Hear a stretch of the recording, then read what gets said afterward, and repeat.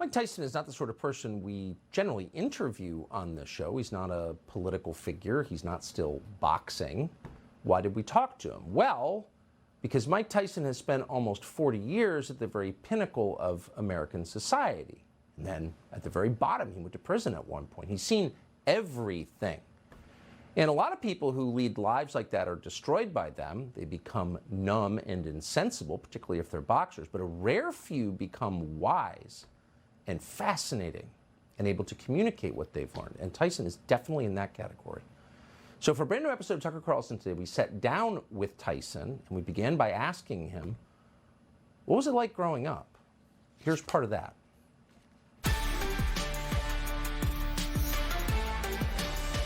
I'm not ashamed of my, I'm really proud of my childhood. Yep. Yeah. But no advantages. Yeah, my disadvantage was my advantage. What do you mean? My adversity inspired me to be more than what I truly was. I believe that. So you are inspired by Ali, then you go to a different reform school, and they have a former fighter there who trains you.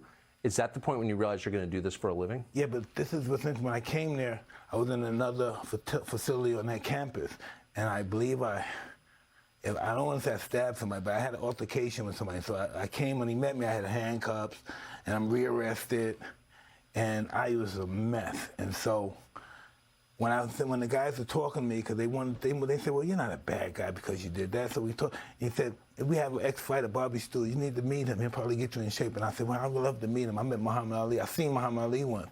And then this guy knocks on my door. I heard you want to talk to me. What do you want? I said, I want to be a fighter. He said, everybody wants to be a fighter. You show me you want to be a fighter. Let's just see how your conduct is. And I went from being a really jerky, nasty guy to becoming an ace student. Really? Yeah, and then he started training me. What was it about that? Is the discipline that he imposed? Yes. I wanted to be a fighter so bad. If you hadn't become a professional boxer, what would you have done? There's no doubt. I was going to be that champ. You knew you were going to be at what age? 13, 14. And 4 years later you were? 7 years later. 7 years later. So when did you meet Customato? When I was 12. I was at the facility, and the guy drove me to meet him. Because I made my levels in there. I was a trustee now.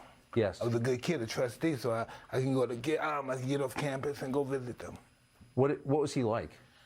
Total disciplinarian. Yeah. Take no. Yeah. Yeah, that's what I need. Not a weak No, man. no signs of weakness. Yeah.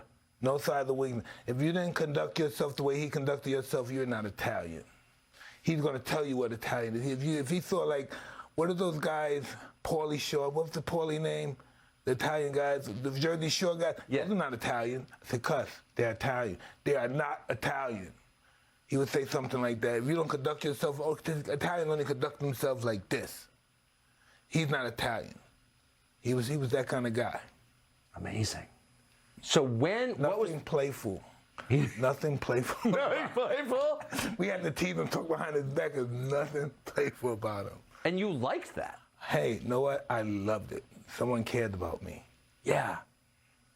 And if anybody say something to me, I punch him in the face, attack him. So interesting.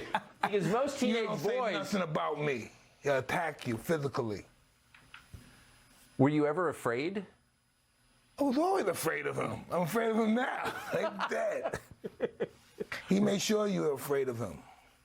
And you liked that? Listen, we were on the 3rd floor, right? And we're talking crap. Yeah, we're talking about girls and stuff. And then we hear him. He's coming upstairs, and everybody stopped talking. And then he comes and said, hey, I heard everybody laughing from the 1st floor. I come up here and not laughing. I want to know what's funny. I want to laugh too. Then nothing, because we were just talking. You know, because he was just all our back. Because we told him we were talking about girls. That's what you do. Girls are nothing on your mind. You have to get girls off your mind. How you going to be champion just thinking about girls, okay? So we never told him what we were thinking about. No, because we're not doing nothing. We just up here talking, nothing. Talking about what? I want to know. You guys are all laughing. The whole house is up in the cheers laughing. I want to know. I come on stage and stop laughing. Why? And, you know, the guy, he's scared to death to say anything. But, I mean, you were like twice as big as him. No, well, that don't mean nothing. He had the system of intimidation down like a science. Really? Really? He had it down to a science. How? What were his methods? Not talking.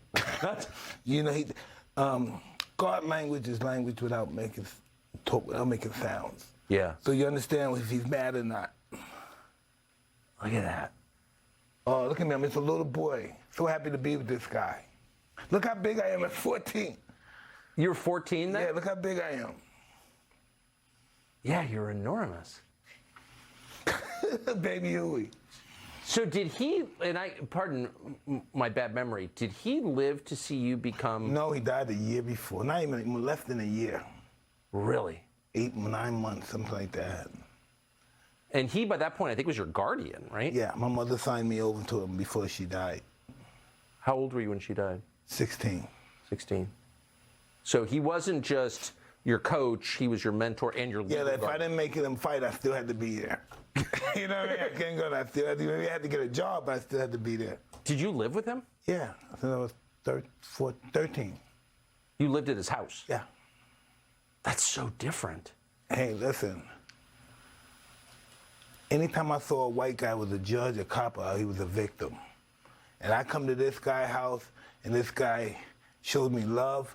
And wow, love is powerful. One of the reasons I wanted to interview you is because you're the author of one of my favorite quotes ever in English, which is, everybody's got a plan till he gets hit in the face. 100%. Because people now, especially now, no one's gonna fight. People like talking now. They get on the stage, they get on YouTube, and they start talking. Yeah. And that's why some people are not made for handling criticism. They're just not made for, some people go off the deep end if you criticize them. Yes. Some people just can't handle it. And some of the most powerful people in the world, they just can't handle it. They're not mature enough to handle criticism. Have you gotten better at handling criticism as you've gotten older? Yes, but mostly, yeah, but it's still, it can get even better. Sometimes I get in my head and think I'm somebody, and then I'm easily offended. But when I know I'm nobody, I could never be offended. Boy, is that a deep insight.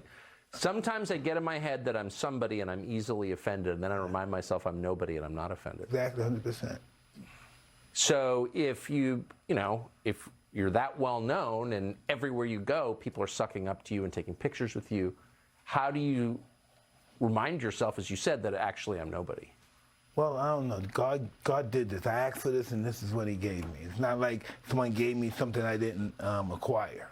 I wanted this life. I prayed for this life, and I received it. When I think I'm somebody, I'm offended. When I remember I'm nobody, I'm not.